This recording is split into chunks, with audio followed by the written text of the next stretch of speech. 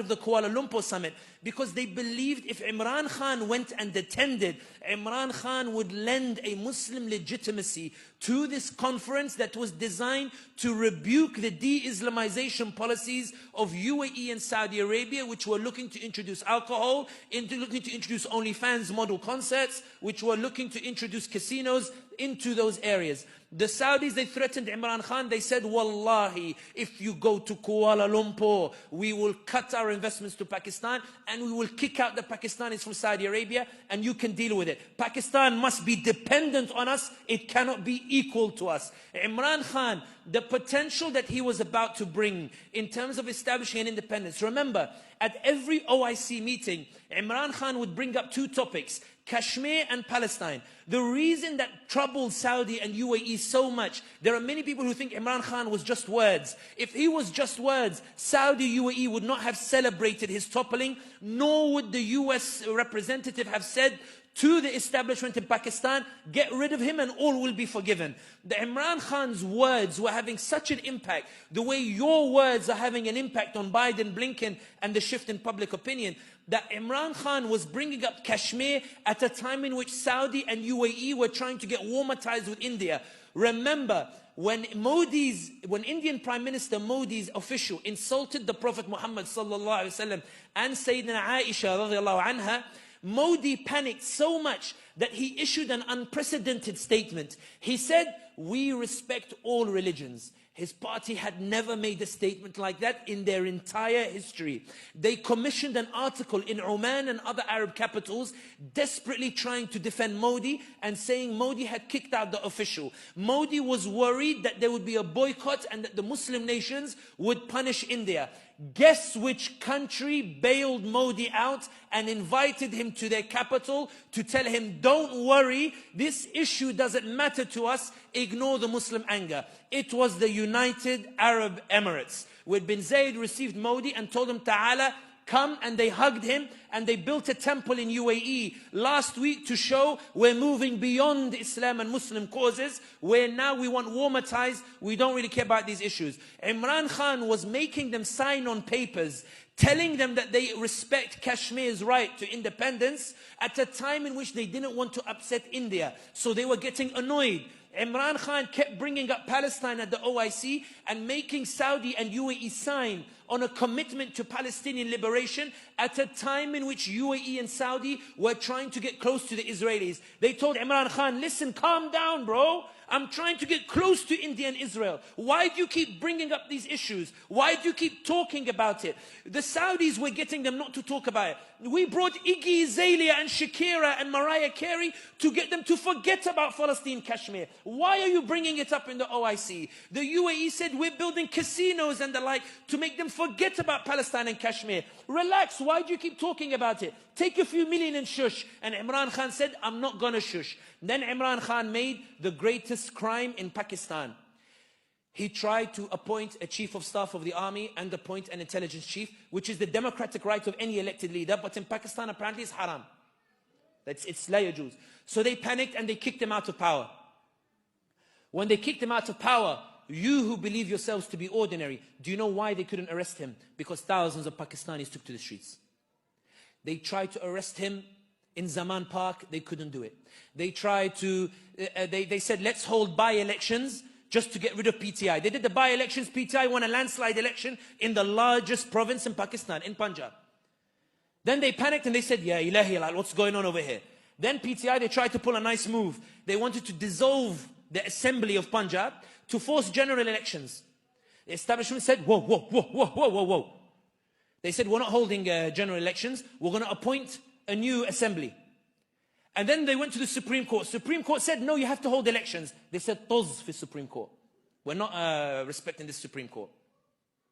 The reason they couldn't arrest Imran Khan was because people were getting like Arab accounts were talking about Imran Khan. They were raising awareness, saying, dude, what's happening to Imran Khan? He's being attacked only because he's suddenly raising the awareness. But ya ibadallah, let me tell you something phenomenal about these Pakistani brothers and why I believe the Ummah is alive. I refuse to believe the Ummah is weak. The establishment spent 2 years preparing to rig the elections to ensure that Imran Khan would be eliminated from the scene and PTI. They got him in prison, they arrested him because on May 9th, some installations were burnt. Some Pakistanis, they got scared suddenly and they went home. I don't know why, but in any case, it is what it is. They arrested Imran Khan. They threw 250 charges. They found something about his marriage. Apparently the wife didn't wait for an iddah period or something. Something was so ridiculously disgusting, the way they did it. But in any case, they put him in prison. And they tried to rig the elections. But this is the point I was making about social media. When I said earlier that they can shadow ban thousands of accounts, they can't shadow ban millions. They can't shadow ban millions of accounts. They can't shut down millions of voices. Because when they tried to rig the elections, what the Pakistanis did was, they went and voted for independents who are from Imran Khan's party. And they came first. They started rigging in broad daylight. I went to bed and there was somebody leading with like 180,000 votes. I woke up the next morning, they reduced it to 90,000 votes. It was rigging in broad daylight. But they were so clumsy at rigging that even international media came out and said it's clearly rigged election. The reason I give you this context is, one, please read about what's happening in your ummah. Please learn about what's happening in your ummah. Please start to take an interest in the communities in your ummah. Please learn to talk about your ummah the way you talk about American football or basketball or the like. Please learn about your ummah and learn about it. But also, in my opinion, if Imran Khan was in power, I think there'd be a much louder voice for Palestine. I think if Imran Khan was in power, there would be a greater shift in the Muslim world that Erdogan would be encouraged to pursue as well. So would Malaysia and the like.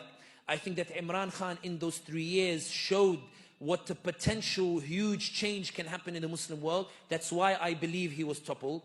But more than anything else, it's not just about Imran Khan. What we're seeing in Pakistan is a revolution by the people to push back against an establishment, to say to them absolutely clear, Pakistan was not supposed to serve an establishment, it was supposed to serve the Pakistani people. And for those who say, Sami, but all this is just Pakistan, what does it have to do with me? Ibadallah, I'm proof of it. I'm an Arab. The reason I know so much of what's happening in Pakistan, including the fact they kidnapped a guy called Usman Dar for 20 days. And then he pops up after 20 days on TV and says, Imran Khan told me to go burn military installations. So like clumsy the way they did it. Why does an Arab know this? Because Imran Khan's message resonated. Why does an Arab know this? Because Imran Khan made Pakistan relevant to us. Imran Khan showed us a vision where Pakistan is a key part of the ummah.